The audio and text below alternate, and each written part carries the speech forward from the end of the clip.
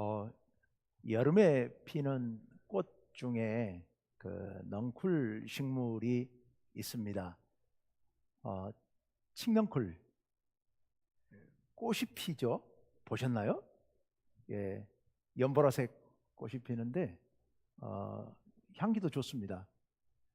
칡넝쿨 꽃을 보지 못하셨다면 등나무 꽃을 보신 분들은 계실 거예요. 등꽃은 이게 조경수로 잘 갖고 나서 꽃핀 데들이 가끔 있지 않습니까? 칡넝쿨과 등나무는 예, 생리가 비슷합니다. 감고 올라가고 이파리는 좀 칡넝쿨이 더 크지만 꽃은 등꽃이 좀 더 크고 열매도 거의 비슷하게 생겼는데 등나무 열매는 더 크고 탄탄하고 그리고 칡 열매는 좀 더 작고 가늘고 그렇습니다. 그런데 이 둘이 만나면 싸우죠. 서로 감고 올라가려고, 서로 멀리 뻗어나가려고 싸웁니다. 그것을 가리켜서 갈등이라고 하죠. 갈이 칡 가리고 등이 등나무 등이에요. 그래서 갈등이라는 게 등나무와 칡넝쿨이 생리가 비슷해가지고 서로 영역을 차지하려고 싸우는 모양, 그걸 갈등이라고 그럽니다. 요즘 세상은 갈등의 시대인 것 같아요. 그렇죠. 지금 미국의 47대 대통령 트럼프가 취임하면서 온통 갈등을 예고하고 있습니다. 나라들이 다들 떨고 있습니다. 그린란드 내놓으라고 덴마크를 압박을 하고 캐나다를 보고 미국에 51번째 주로 들어오라고 하고 멕시코 뭐 어떻게 압박을 하고 우리나라도 지금 사실 떨고 있고 중국과 갈등도 우려되고 또 러시아와 이란과의 갈등도 걱정되는 그런 상황입니다. 국제정세뿐만 아니라 우리나라 상황을 보면 더 심해졌죠. 우리나라도 오래전부터 여러 가지 갈등들이 많았습니다. 세대 간의 갈등, 성 갈등, 진영 간의 갈등, 갈등이 많았습니다. 특히 최근 들어서 비상계엄 이후에 아주 갈등이 극에 달해 있는 상황인 것 같고, 이게 법적으로는 해결된다 하더라도 사회적인 또 사람들의 심리적인 문제까지 다 해결이 되려면 꽤 오랜 시간이 흘러야 될 것이고, 이게 해결이 될 수는 있는 건지 사실 많이 걱정스럽습니다. 또 이런 와중에서 교회 안에서도, 기독교 안에도 사실은 갈등이 우려가 됩니다. 극단적인 사람들이 정치적으로 움직이면서 우리 교회를 욕을 먹이고 있고, 근데 교회 안에, 기독교 안에 그런 사람들만 있는 건 아니거든요. 정반대의 입장에 있는 사람들도 많습니다. 그러다 보니까 기독교 안에서도 과연 저 사람들을 기독교인으로 인정할 것인지, 저걸 어떻게 내쳐야 되는 건 아닌지 많은 고민이 있습니다. 구체적인 방법이 없으니까 어떻게 할 방법은 어떻게 하지는 못하고 있습니다만은 사실 갈등이 우려됩니다.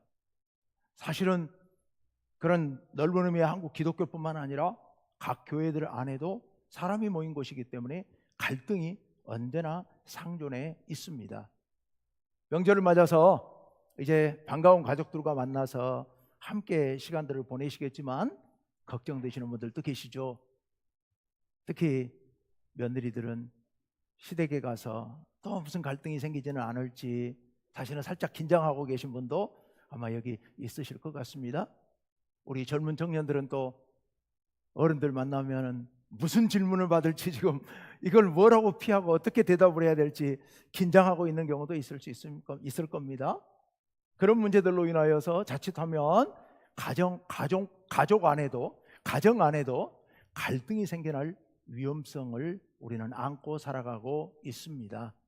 자, 이런 갈등, 왜 이렇게 사람이 모인 곳에는 가정부터 시작해서 심지어 교회까지도, 나라도, 사회도 온갖 갈등이 쉴 새 없이 생겨나고, 그 갈등으로 인해서 많은 사람들이 아파하고 불행해질까요? 이 갈등의 원인이 도대체 뭐고, 누가 갈등을 일으키는 것이고, 이 갈등을 어떻게 해결할 수 있을 것인지, 사실 인류의 숙제이죠. 오늘 우리들의 숙제이면서 인류의 숙제입니다. 그런데 오늘 우리가 읽은 본문 말씀도 한 가정 안에서 일어났던 엄청난 갈등이 나와 있습니다. 그 갈등이 왜 생겼고 그 갈등이 어떻게 해결되어 가는지 오늘 우리 말씀을 통하여서 우리 속에 상존해 있는 이 갈등의 요소들을 어떻게 극복해 나갈 것인지 우리가 하나님의 지혜를 얻었으면 좋겠습니다. 오늘 말씀 아브라함의 가정에서 일어났던 일이죠. 아브라함의 가정에 큰 문제 하나가 있었지 않습니까? 자식이 없는 거예요. 지금 아브라함 나이가 85세, 그 아내 사라의 나이가 75세. 그런데 자녀가 없습니다. 자녀가 없으니까 늘 이 문제로 인해서 애를 태우는데 특히 이 아내 사라 입장에서는 우리 본문에는 아직 이름이 사라로 바뀌지 않고 사례로 나옵니다만은 제가 사라라고 할게요. 자, 사라 입장에서는 자기가 자식을 못 낳으니까 지금 나이가 75세가 되었는데 자식을 못 낳으니까 이 문제가 늘 자기 마음에 압박이 됩니다. 남편에게 미안하고 가문의 대가 끊길 것 같고 그것도 더군다나 족장인데 족장 가문의 대가 끊기면 그로 인해서 그 다음에 생겨날 수 있는 혼란은 또 어찌 될 것이며 걱정이 많죠. 그러다가 어느 날 남편에게 이런 제안을 합니다. 내 몸종 하갈을 통해서 내가 자녀를 얻고 싶다. 그 당시 이제 문화가 이 몸종이 아내의 몸종이 남편의 아이를 낳으면 그 아이는 남편의 아이로 인정을 해줬던 것 같아요. 남편의 아이지만 그 아내의 본처의 자녀로 인정을 해주는 문화가 있었던 것 같아요. 그러니까 사라가 하갈을 남편에게 주면서 그것을 제안하는 겁니다. 당신이 하갈을 첩으로 맞아서 아들을 낳았으면 좋겠다. 그러면 그 아들을 내 아들로 삼겠다라고 제안을 하죠. 그래서 아브라함이 받아들입니다. 그래서 하갈을 첩으로 들였는데 얼마 후에 하갈이 이제 아이를 갖게 됩니다. 문제는 그때부터 생겨나게 되지요. 하갈이 아이를 갖게 되니까 사라가 마음이 요동을 쳤겠지요. 그래서 사라가 하갈을 보는 눈이 이전 같지 않습니다. 그런데 하갈이 사라를 멸시했다라고 성경은 기록하고 있습니다.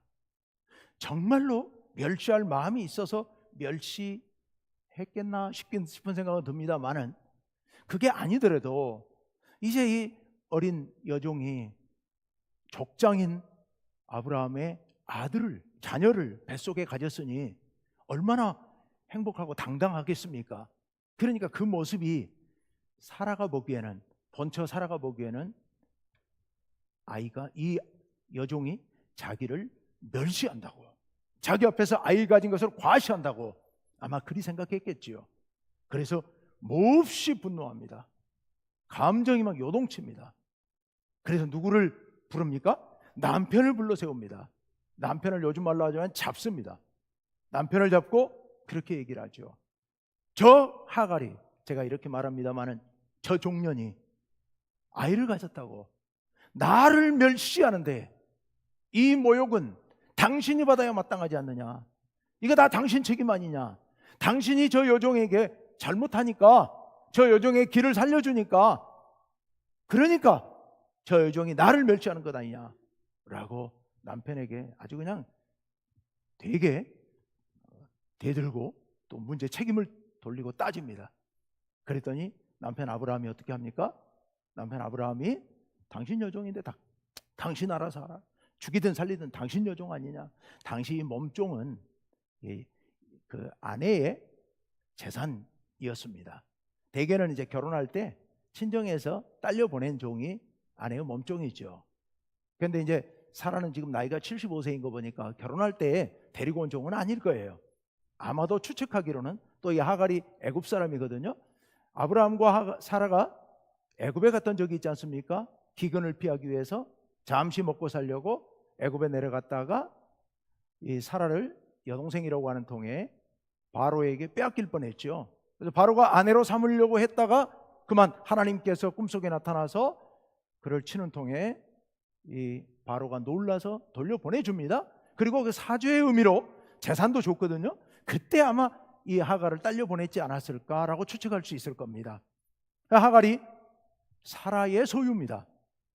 아내 사라의 소유예요. 당신 소유니 당신 마음대로 하시오. 그래서 사라가 대놓고 하갈을 학대하기 시작합니다. 이 몸종을 학대하기 시작합니다. 견디다가 못 견딘 하갈이 도망쳐버리죠. 집을 나와서 도망쳐버립니다. 그 당시 살고 있는 데가 우리 전주와 같은 이런 도시가 아니었죠. 광야입니다. 아브라함이 살고 있는 땅은 이스라엘 남쪽의 황량한 땅, 그 가운데 어디 군데군데 조금씩 있는 풀밭을 따라다니면서 양을 치는 그런 유목민이었어요. 그러니까 그런 특별한 지역 아니고서는 다 물도 또 사람 사는 곳도 전혀 없는 그런 광야입니다. 그런데 그런 곳에서 집을 뛰쳐나갔으니 어떡하란 말입니까? 아직 어린 여종이 몸속에 뱃속에 아이는 가지고 그리고 집을 뛰쳐나가 버린 거예요. 자, 여러분, 아브라함의 가정이 갈등으로 인하여서 지금 풍비박산이 나고 있는 그런 상황입니다. 이 갈등이 누구 때문에 생겼을까요? 가만히 한번 생각해 봅시다. 누구 때문에 이 갈등이 생긴 건가? 우선 하갈을 한번 생각해 봅시다. 하갈 정말 굉장히 감정적인 사람인 것 같아요. 뱃속에 아이를 가지니까 뭔가 태도가 달라졌겠죠. 달라지니까 사라가 그렇게 화를 냈겠죠. 하갈이 뱃속에 아이를 가졌지만 자기는 엄연히 사라의 몸종 아닙니까?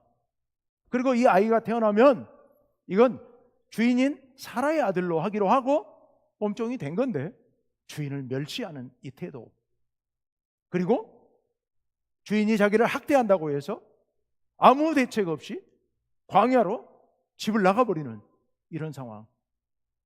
거기 나가면 죽을 수밖에 없습니다. 살 길이 없어요. 그런데 뛰쳐나가버리는 그런 상황. 굉장히 감정적이죠. 즉흥적이에요. 충동적인. 또 한 사람, 사라를 보십시오. 사라 역시도 감정이 굉장히 급변합니다. 아주 자기중심적입니다. 그래서 자기 위해서 자기 좋자고 하갈을 몸종으로 들여보내놓고, 첩으로 들여보내놓고는 감정을 못 견딥니다. 자기 감정을 추스리지를 못합니다. 그래서 하갈이 아이를 갖게 되자 그것을 좋게 보지 못하고 하갈의 태도가 조금 달라지니까 자기를 멸시한다고, 자기를 모욕했다고 길길이 날뛰게 되지요. 그리고 남편을 불러가지고, 아무 잘못 없는 남편을 불러가지고 남편에게 이것 당신 책임이다, 당신이 모욕을 당해야 된다 라고 압박을 하죠. 그리고 아브라함이 허락하니까 그 아이 가진 몸종을 학대를 했는데, 얼마나 학대를 했으면 못 견디고 집을 뛰쳐나갔겠습니까? 거기 뛰쳐나가면 죽음인데 뛰쳐나갔겠습니까? 이 사라가 문제가 많았던 거죠. 그런데 사라의 가장 심각한 문제, 정말 결정적인 문제가 하나 있습니다. 그 문제가 2절 말씀에 나와 있어요. 2절 상반절 이렇게 이야기합니다. 다 같이 읽습니다. 시작. 사라가 아브라함에게 이르되 여호와께서 내 출산을 허락하지 아니하셨으니. 아멘. 여러분, 사라가 자기가 아이 없는 것, 그 문제가 누구 때문이냐? 누구 때문이라고요? 여호와께서 내 출산을 허락하지 않으셔서 내가 아이가 없다는 거예요. 내가 아이 없는 거 하나님 책임이라는 거예요. 전적으로 하나님 책임이다. 하나님이 잘못하신 것이다. 사실 하나님께서 아브라함에게 2번, 3번 약속해 주셨습니다. 네 자녀가 하늘의 별처럼 많아질 것이다. 바닷가에 모래알, 티끌을 셀 수 있다면 네 자녀를 셀 수 있을 것이다. 애초에 하나님께서 하란에서 아브라함을 불러서 보내실 때 그 말씀하셨죠. 네 후손이 많아질 것이다. 장대한 민족을 이룰 것이다 라고 약속하시면서 가나안 땅으로 가라고 말씀하셨거든요. 그때로부터 시작하면 벌써 몇 번째 너의 자녀가 많아질 것이다 라고 말씀하셨는데도 불구하고 사라는 믿지 못하는 겁니다. 믿지 못하고 하나님께서 내 출산을 허락하지 않으셨다, 내가 자식이 없는 건 온전히 하나님 탓이다, 하나님이 잘못하신 것이다, 하나님 탓하고 있습니다. 보십시오 여러분, 사라의 태도를 한번 보세요. 자기가 아이를 못 낳은 것은 하나님 탓입니다. 그리고 하갈이 자기를 멸시한 것은 아브라함 탓입니다. 그리고 하갈이 못돼서 자기한테 학대하니, 자기한테 이렇게 멸시하니까 하갈은 쫓아내야 마땅합니다. 온통 남 탓이에요. 하나님 탓하다가, 남편 탓하다가, 종 탓하다가, 이런 것들이 문제를 만들고 있는 겁니다. 갈등을 만들고 있는 거예요. 한편으로는 그 감정이 이해는 되지만 그래도 이건 아니잖아요. 세 번째 사람, 또 한 사람이 있습니다. 누굽니까? 아브라함. 아브라함도 사실은 문제가 많죠. 이런 상황이 전개되는 데 있어서 아브라함은 너무도 수동적이고 방관자예요. 방관자. 아내가 여종 하갈을 당신의 남편으로, 당신의 아내로 맞아서, 첩으로 맞아서 아이를 낳으라고 그러니까 어떻게 합니까? 2절 말씀 한번, 2절 하반절 말씀 보세요. 하갈이, 사라가 이렇게 얘기합니다. 원하건대 내 여종에게 들어가라. 내가 혹 그로 말미암아 자녀를 얻을까 하노라. 내가 자녀를 얻기 위해서 하갈을 당신 첩으로 줄 테니 거기서 자녀를 낳았으면 좋겠다라고 첩으로 받아들이라고 넣었습니다. 그런데 그때 아브라함의 태도를 보세요. 셋째 줄을 다 같이 한번 읽어봅시다. 시작. 아브라함이 사레의 말을 들으니라. 아멘. 사레의 말을 들어요. 사라가 잘못된 생각을 하고 하나님께서 네 후손이 하늘의 별처럼 바닷가의 모래알처럼 많게 해주겠다고 분명히 몇 번씩이나 약속해 주셨고 그 약속을 아브라함은 직접 들었는데, 그런데 사라가 이렇게 말을 하니까 하나님의 약속은 어디로 가버리고 다 잊어버리고 그 말을, 아내 사레의 말을 듣습니다. 들어요. 여러분, 이 장면을 가만히 보십시오. 이게 어떤 장면이 떠오르세요? 우리 인류의 근원적인 죄악을 상징적으로 잘 나타내주고 있는 말씀, 우리 모두가 잘 아는 인간의 범죄 사건, 뭐죠? 선악과 사건. 똑같습니다. 똑같아요. 뱀이 와서 하와를 꼬드겨가지고 선악과를 따먹게 합니다. 하와가 선악과를 따먹고 나서 그 남편에게도 주니, 아담에게도 주니 아담이 받아먹은 거예요. 아담은 하나님께서 선악과 따먹지 말라고 하시는 말씀을 직접 들은 사람이에요. 그런데도 불구하고 아내가 선악과 따가지고 먹고 나서 주니까 그걸 받아먹어요. 그걸 받아먹어요. 공범이 된 거죠.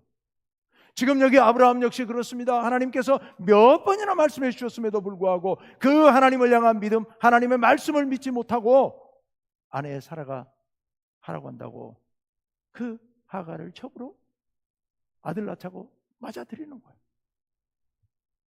와, 정말 아브라함의 믿음이 도대체 무슨 믿음인지 모르겠습니다. 그랬다가 이제 하갈이 아이를 가지니까 아내가 자기의 책임을 물으니까 당신 몸종이니까 당신 마음대로 하라. 지금 뱃속에 자기 아이가 있는데, 어린 여종이 아이를 갖고 있는데 그 아이에 대해서, 그 여종에 대해서 당신 마음대로 하라.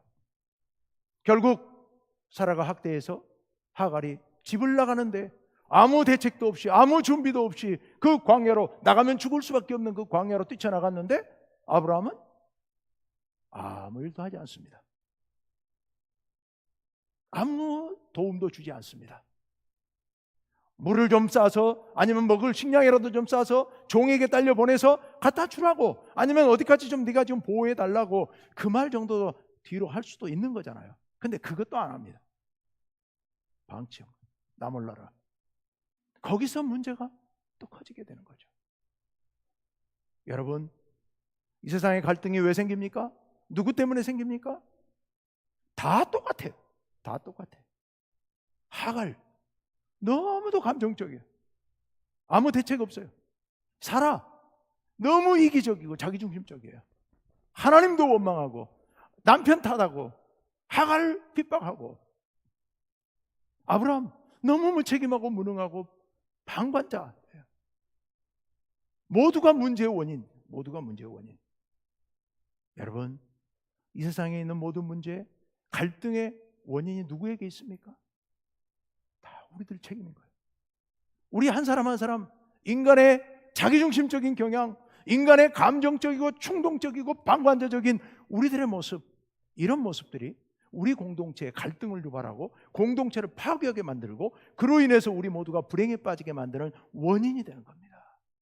우리 인간의 연약함, 인간의 어리석음, 이것이 원인인 거죠. 그렇다면 여러분, 이 갈등 어떻게 할까요? 이거 어떻게 해결해야 돼요? 하갈이 집을 나갔습니다. 어떻게 걸었는지 모르겠습니다만은 다음 장면에 보니까 저 애굽 가까이에 있는 술길 샘 곁에 도착했다. 수르 광야라고 있거든요. 수르 광야. 그 수르 광야에 있는 오아시스 옆에 하갈이 나타난 겁니다. 그 거리가 거의 200km 가까이 되는 거리입니다. 맨몸으로 아무 준비도 없이 여자 혼자서 아이를 가진 몸으로 그 200km를 거기까지 걸어간 거예요. 여러분, 얼마나 두려웠을까요? 남자들도 혼자 가면 죽습니다. 죽음의 공포가 시시각각으로 몰려왔을 겁니다. 여러분, 얼마나 외로웠겠습니까? 자기 편은 아무도 없어요. 아무도 없어요. 지금 애굽으로 가고 있습니다마는 애굽에 가면 누가 있을까요? 몸종이거든요. 부모도 종이었겠죠. 애굽에 이제 아브라함의 이방인의 아이를 뱃속에 가진 이 젊은 여자가 애굽 고향에 돌아가면 누가 맞아줄까요? 먹고 살 길은 있을까요? 아무 대책 없어요. 아무 대책 없어요. 그럼에도 불구하고 살아있는 목숨이니까 그냥 본인도 모르게 자기도 모르는 사이에 고향을 향해서 지금 걸어가는 거예요. 거기까지 죽을 똥살똥 모르고 걸어온 거예요. 얼마나 원망스러웠겠습니까? 사라가 원망스럽고 남편 아브라함, 자기를 그렇게 내팽개치고 모른 척하는 남편은 또 얼마나 원망스러웠겠습니까?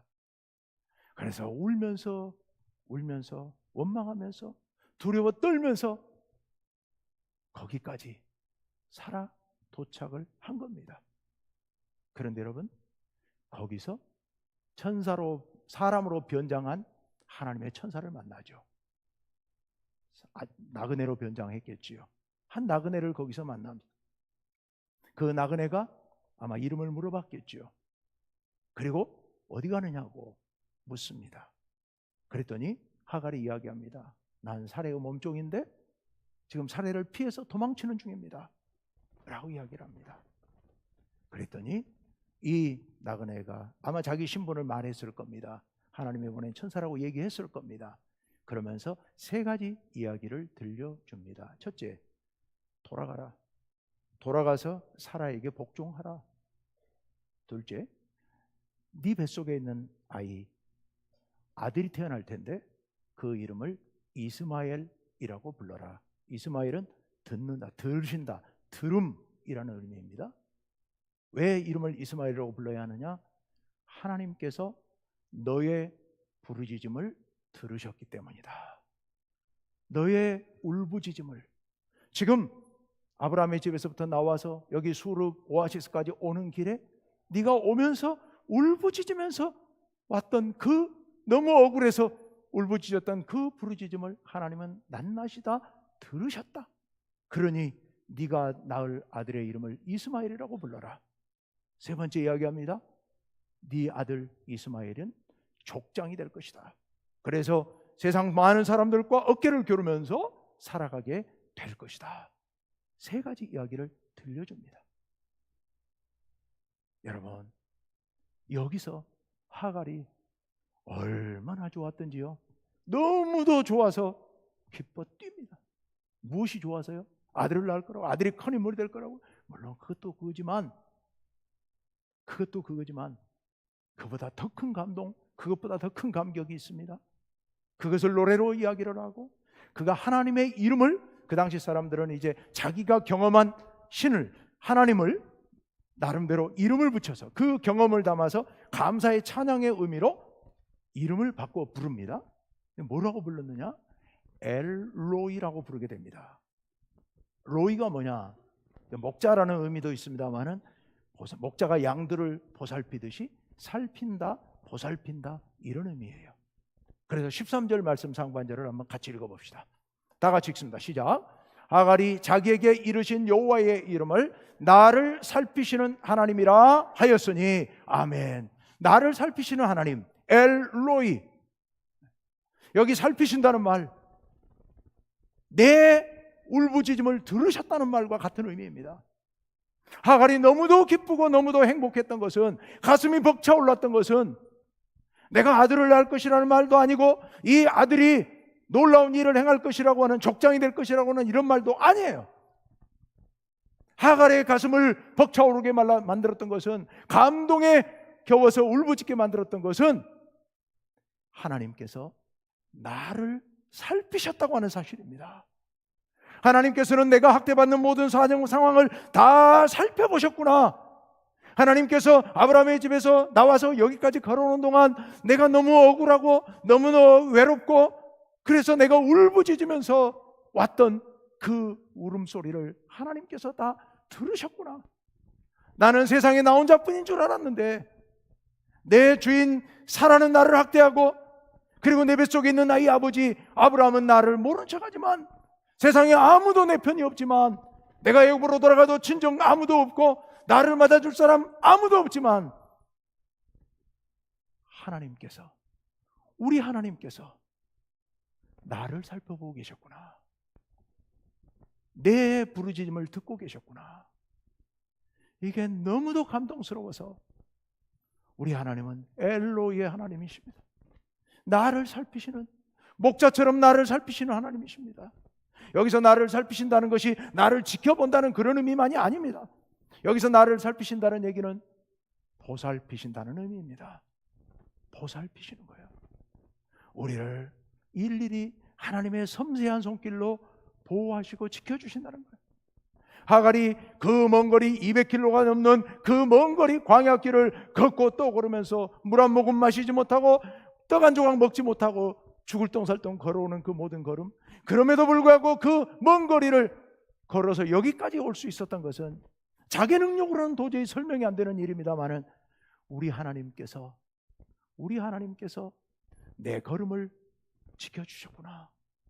그래서 내가 지금 여기 살아있구나. 그래서 하나님은 나를 살피시는 하나님이십니다. 엘로이 하나님이십니다 라고 지금 고백하고 있는 겁니다. 그래서 하갈이 너무 기쁘고 행복해서 이렇게 찬양을 하죠. 그게 13절 하반절에 나오죠. 아까 말씀에 이어지는 겁니다.